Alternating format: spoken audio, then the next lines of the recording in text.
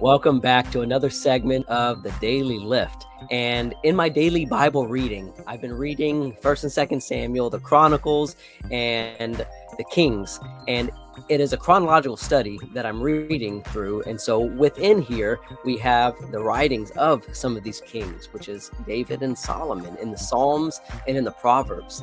And there's something that recently occurred to me in Proverbs that I wanted to share with you. And in Proverbs chapter 4, Solomon is recounting to us the words of his father as a youth. And he says, "Hear, my children, the instructions of a father, and give attention to no understanding. For I give you good doctrine.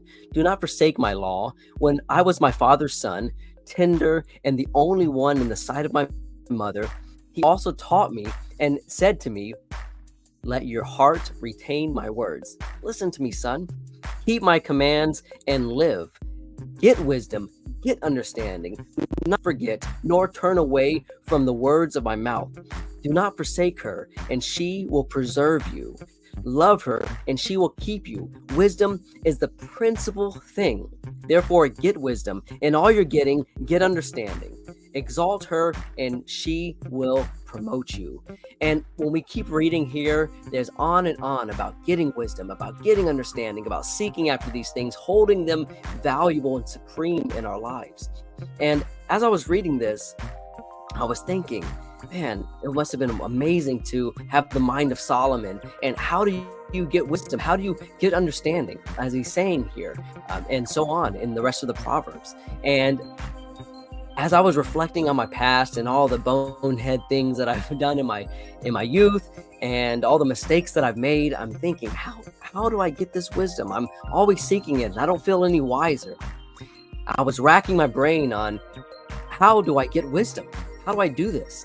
Until I remembered what is said in James chapter 1 and verse 5. James reminds us, he reminded me, and he reminds you today, if you are lacking wisdom, ask God, who supplies all of these things abundantly and without reproach. And so when we're looking at the idea of getting wisdom, not turning from God and seeking after godliness and God things, we can always ask God, who will always supply to us those things that we lack. And so I want to encourage you today, encourage someone else as well, to ask God for wisdom, to ask God for those things that you're lacking in your life, and it will be provided to you.